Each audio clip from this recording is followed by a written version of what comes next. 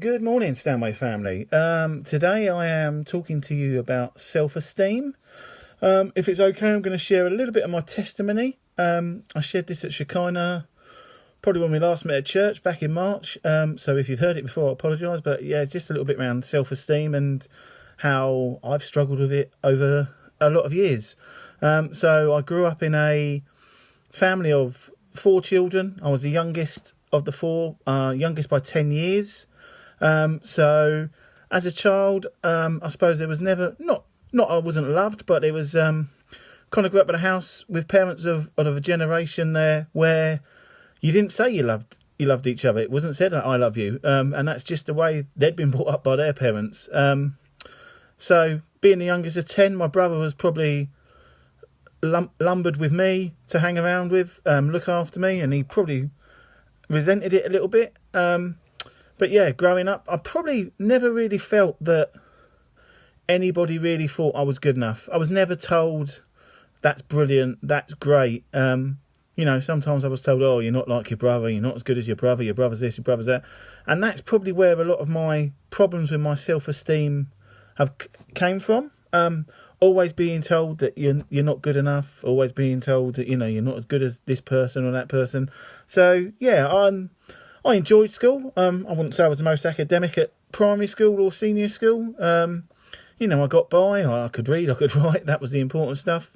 But being told at senior school by your teachers, oh, yeah, you won't do well in your exams, you won't amount to nothing.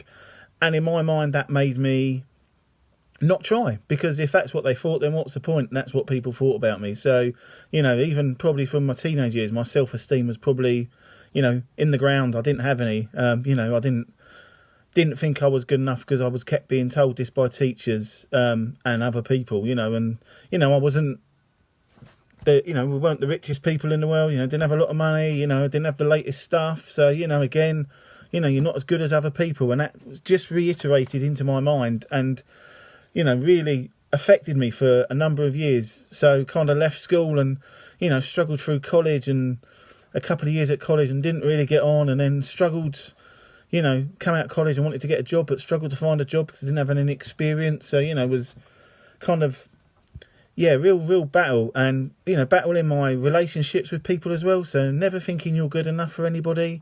Kind of going from relationship to relationship because you don't think you're good enough to be with anyone, or, that you don't deserve anyone. So I suppose my self-esteem really, really hit the bottom of the barrel, so to speak, when I got into a relationship with a girl who was a bit younger than me. And, I was constantly put down by her, constantly made to feel stupid.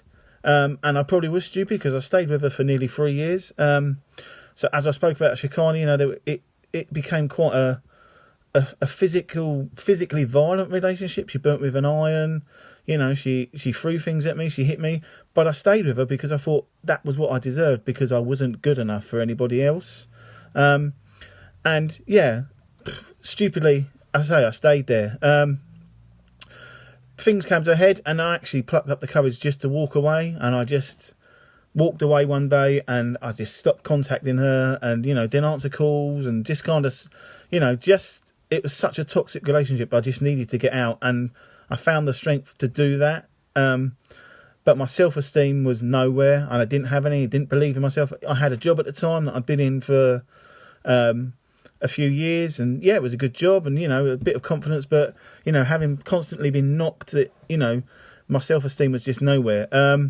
So I met Paula, and, we started dating, and, we got engaged, and we got married. But my self-esteem has always struggled a bit. But Paula has always kind of boosted me up when I needed a boost, and has told me, yeah, you can do this, you're good at this, you're good at this. But I suppose my self-esteem really kind of became, rose itself when I gave my life to God.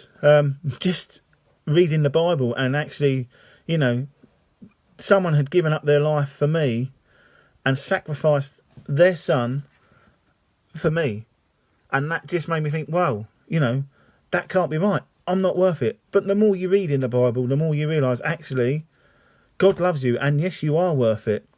So if you are struggling with your self-esteem and you think you're not worth it, just remember you are made in God's image, and he gave up his son for us, so we are worth it. So never ever let anybody tell you you're not worth anything, because Jesus gave his life for you, and that's the biggest sacrifice he could have done, to show somebody that actually you are loved and you are worth it, and he wants you to be part of his family.